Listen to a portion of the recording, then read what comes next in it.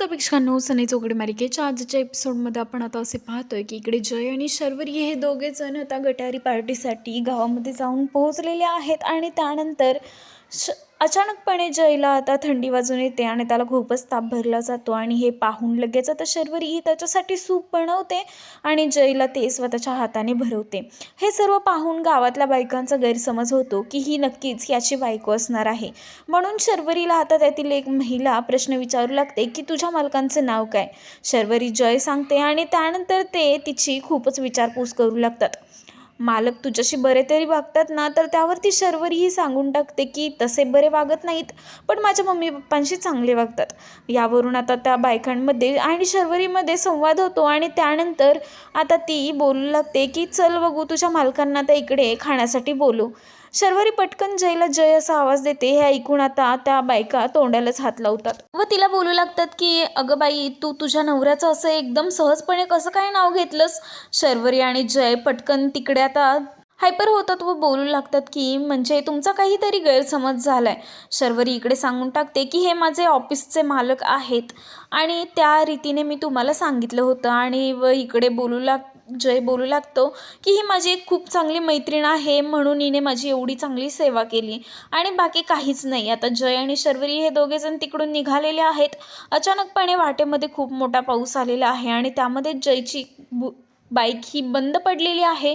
आणि त्यानंतर शर्वरी त्याला विचारत आहे की शायनर काय झालं बाईकला, बाईक बंद का झाली.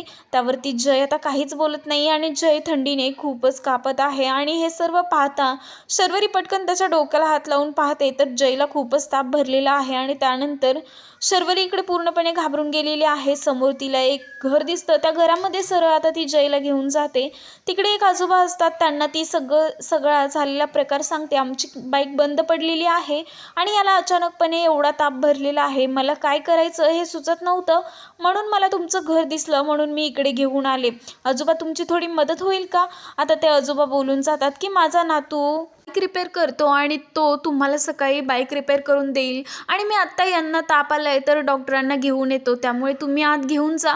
आणि हे पहा माझ्या बायकोचं लुगडं आहे आणि हे माझे काही कपडे आहेत, तुम्ही आत्ताच कपडे चेंज करून घ्या का तर तुम्ही पूर्णपणे भिजला आहात, कपडे बदला नाही तर अजूनच जास्त व्हायचं.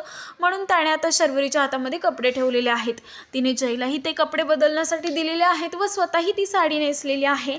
आणि त्यानंतर जय आता खूपच थंडीमध्ये असतो. आता तो पूर्णपणे ग्लॅनीमध्ये गेलेला आहे आणि त्याला ताप आल्यामुळे त्याला काहीच सुचत नाही आहे, तो काय बोलतोय काय वागतोय हे त्याला काहीच समजत नसतं.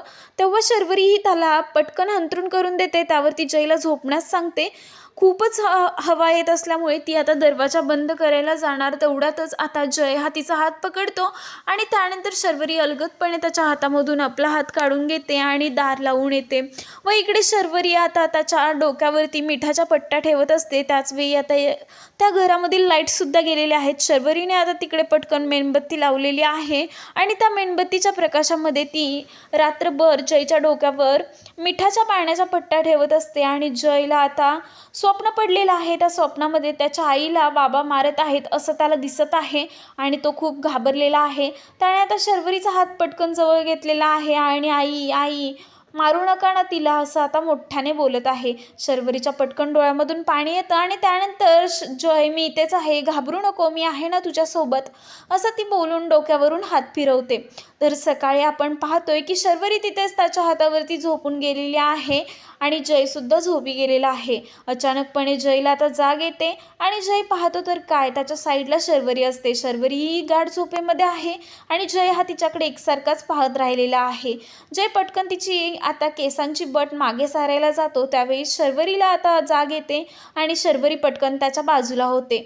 आणि आता शर्वरी ही बोलू लागते की आता तुला बरं वाटतंय का, थोडा ताप आहे पण आता तुला थोडं तरी बरं वाटत असणार आहे, कारण मी रात्रभर इथेच तुझ्या साईडला बसले होते तुझ्या डोक्यावरती मिठाच्या पट्ट्या ठेवत.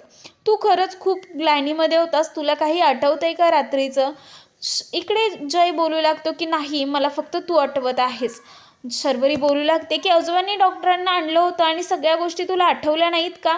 जय नाही बोलतो. आता इकडे शर्वरी ही त्याच्यासाठी चहा बनवायला जाते. शर्वरी बोलत आहे की मला एवढा छान चहा बनवता येत नाही, पण मी तुझ्यासाठी ट्राय करते, तुला कसा वाटतोय तो बघ. आता शर्वरी स्वतःच्या हाताने त्याच्यासाठी चहा बनवत असते. त्यावेळी जय एकसारखाच शर्वरीकडे पाहत राहिलेला आहे आणि शर्वरीच्या प्रेमामध्ये तो पडत गेलेला आहे. शर्वरी आता त्याला चहा पिण्यासाठी देते. तेवढ्यातच ते बाबा येतात आणि आता पोरा तुला कसं वाटतंय असं आता जयला विचारतात. जय आता थोडं बरं वाटत आहे असं बोलताच इकडे शर्वरी बोलू लागते की बाबा तुमचे खरंच खूप उपकार झाले. खरंच तुम्ही होतात म्हणून आजचा हा प्रसंग कसा तरी ओढवून गेला आणि यामुळेच याला बरं वाटतंय. बाबा आता त्यांनी आणलेलं औषध शर्वरीच्या हातामध्ये देतात आणि हे औषध सकाळी तुम्ही जाशीला म्हणून मी लवकरच आणायला गेलो होतो असं आता तो त्याच्या भाषेत सांगतो. त्यानंतर माझ्या नातवाने बाईकसुद्धा रिपेअर केलेली आहे आणि तुम्ही आता ती घेऊन जाऊ शकता असं आता त्या जयला सांगण्यात येतं. जयचा ताप पूर्णपणे उतरलेला नाही आहे, त्यामुळे शर्वरी थोडी चिंतेतच आहे.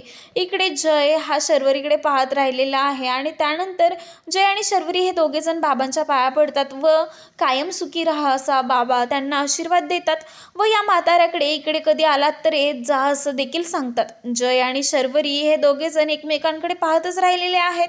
शर्वरी पटकन बोलून जाते की मला आवरायचं आहे आणि आपल्याला इकडून लवकरात लवकर निघलं पाहिजे. मी रिसॉर्टवर सांगून आपल्यासाठी कारची अरेंजही केलेली आहे आणि आता आपल्याला लवकरात लवकर मुंबईला निघलं पाहिजे असं बोलून जयला घेऊन ती आता तिकडून निघून जाते. तर जय आणि शर्वरी हे रिसॉर्टच्या बाहेर येऊन पोहोचलेले आहेत. पूर्णपणे जय व्यवस्थित झालेला नाही आहे, त्यामुळे जय आता अडखळत चालत आहे. त्यावेळी शर्वरीही त्याला विचारत आहे की जय तुला पूर्णपणे बरं वाटत आहे का? आपण थांबायचं का इकडे? आणि त्यानंतर जय बोलून जातो की नको, घरातील लोक खूप विचार करतील आणि आता आपल्याला गेलंच पाहिजे. शर्वरी आणि जय हे बाईकवरून उतरले आहेत आणि ते आता सरळ चालत जाणार. तेवढंच जयचा पुन्हा तोल जातो म्हणून शर्वरीही त्याच्या हाताला पकडते आणि त्याला आधार द्यायचा प्रयत्न करते. ते दोघेजण थोडे पुढे आल्यानंतर आता त्यांना समोर तेजस्विनी दिसते आणि तेजस्विनी दिसता क्षणी शर्वरी पटकन तिचा हात आता त्याच्या हातावरून काढून घेते. जय शर्वरीकडे पाहतो आणि त्यानंतर समोर पाहतो तर तेजस्विनी स्वतः तिकडे आलेली आहे. तेजस्विनीने काहीच न कळवता आता ती डायरेक्ट तिथे येऊन पोहोचलेली आहे, कारण तिला खूप भीती वाटलेली आहे. शर्वरीसोबत जय आहे म्हटल्यावरती तिला खूपच राग आलेला आहे, त्यामुळे पटकन तिने मॅकला विचारून आता ते रिसॉर्ट गाठलेलं आहे. तर इकडे आता तेजस्विनी शर्वरीला खूप काही गोष्टी बोलून दाखवेल का? त्या दोघांचं एकत्र राहणं तिला खटकलं असेल का? यावरून शर्वरीचा पुन्हा ती अपमान करून टाकेल का? हे पाहणं फारच रंजक ठरणार आहे. मात्र जयच्या आयुष्यामधील हा खूपच वेगळा आणि खूप मस्त अनुभव होता आणि त्यामध्ये शर्वरीने केलेली त्याची मदत, यापासून जयच्या मनामध्ये खरंच शर्वरीबद्दलचं खरं प्रेम निर्माण झालं असेल का? हे पाहणं तर फारच रंजक ठरणार आहे. मात्र येणाऱ्या एपिसोडमध्ये आपल्याला असं पाहायला भेटतंय की मॅकला शर्वरीने सांगितलेलं आहे की आता आमचं नातं मैत्रीच्या थोडं पुढे गेलेलं आहे आणि प्रेमाच्या थोडं अलीकडं. मात्र जयने सांगितलेलं आहे की मैत्रीच्या पूर्ण पुढे गेलेलं आहे आणि प्रेमाच्या थोडंच अलीकडे.